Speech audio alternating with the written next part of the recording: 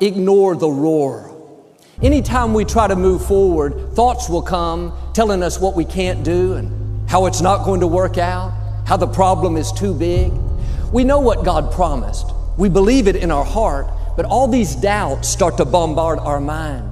And the scripture says, the enemy goes about as a roaring lion, seeking whom he may devour. The purpose of a lion's roar is to intimidate their opponents, to strike fear and terror, so much so that it will paralyze the other animal. There are animals that are larger, an elephant, a hippopotamus. They're much bigger, stronger. But when the lion roars, it's so powerful, so intimidating, they back down. In the same way, our enemy loves to roar, not out loud, but in our thoughts. He uses intimidation, fear, doubt to try to paralyze us. Thoughts like, you'll never get well. You saw the medical report. You'll never break the addiction. Everyone in your family struggles. You can't accomplish that dream. You don't have the talent. How you handle the roar will determine whether or not you reach your destiny. If you believe the lies, let the fear take root, it will keep you from seeing the promise. You have to learn to ignore the roar. Don't pay attention to the threats. The enemy is all bark and no bite. He goes about as a roaring lion. He's not a lion.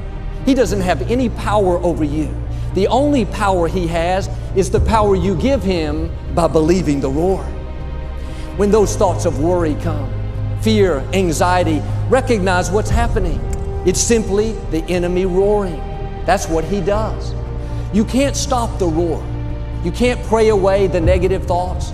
Get so determined that you're never going to feel fear, not going to allow the threats in. You're going to hear the roar, but you don't have to be intimidated. You don't have to live worried.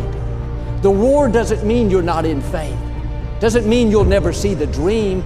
The roar is a sign that what God promised is on the way. The enemy wouldn't be roaring if he didn't sense there were great things in your future.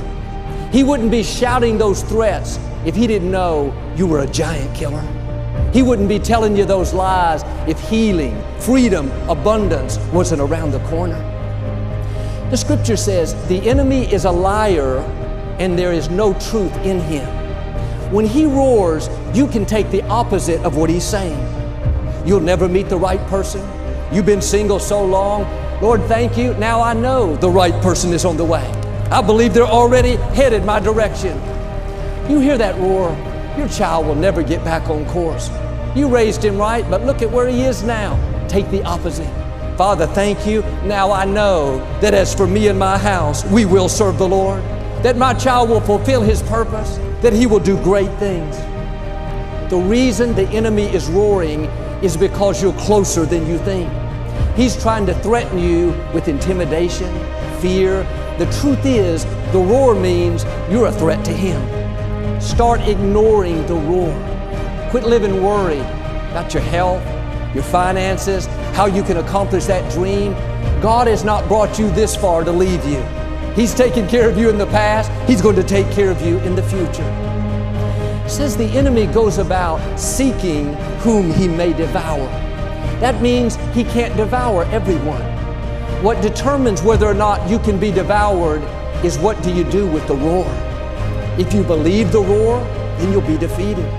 If you dwell on the lies, live worried, intimidated, afraid, you won't see the promises come to pass.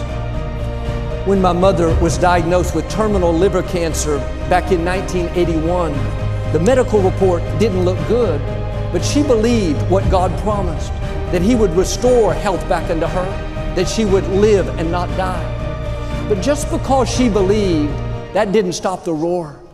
Just because you have faith, you're declaring promises, doesn't mean you're not going to hear lies, threats, thoughts of fear.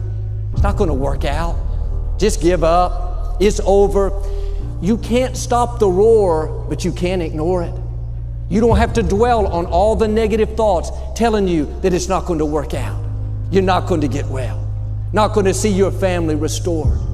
Those thoughts will be loud. The enemy can be compelling, persuasive, intimidating. Don't pay it any attention. He wouldn't be roaring if victory wasn't in your future. My mother would be lying in bed in the middle of the night, and the thought would come saying, you can wear that new pink dress you bought to your funeral. You can be buried in that outfit. She had plenty of opportunities to listen to the roar, live worried, depressed. If she had done that, she wouldn't be here today. How you handle the roar determines whether or not you can be devoured. Don't let the negative thoughts play. The threats, the fear, the intimidation, start ignoring the roar. Keep your mind positive, hopeful, faith-filled. I read where lions are territorial. One reason they roar is to keep other animals off their territory. If a leopard, a cheetah, a giraffe starts to get close, then they get loud. It's to try to intimidate them, invoke fear. That roar is saying, stay off my territory. If you come closer, there's going to be a fight. The same principle is true with our enemy. When you start to take new ground, you go after your healing, your freedom, your abundance, the enemy thinks that's his territory. He thinks that belongs to him, so you'll hear that roar louder than ever. He's hoping to intimidate you to where you turn back and don't go after what God put in your heart. How many people hear the roar and give up on their dream, quit believing for their healing, think they could never get out of debt? Have a new perspective. The roar is a sign that you're moving toward what God promised. You wouldn't hear the roar if you weren't about to go where you've never been. See favor, influence like you've never seen.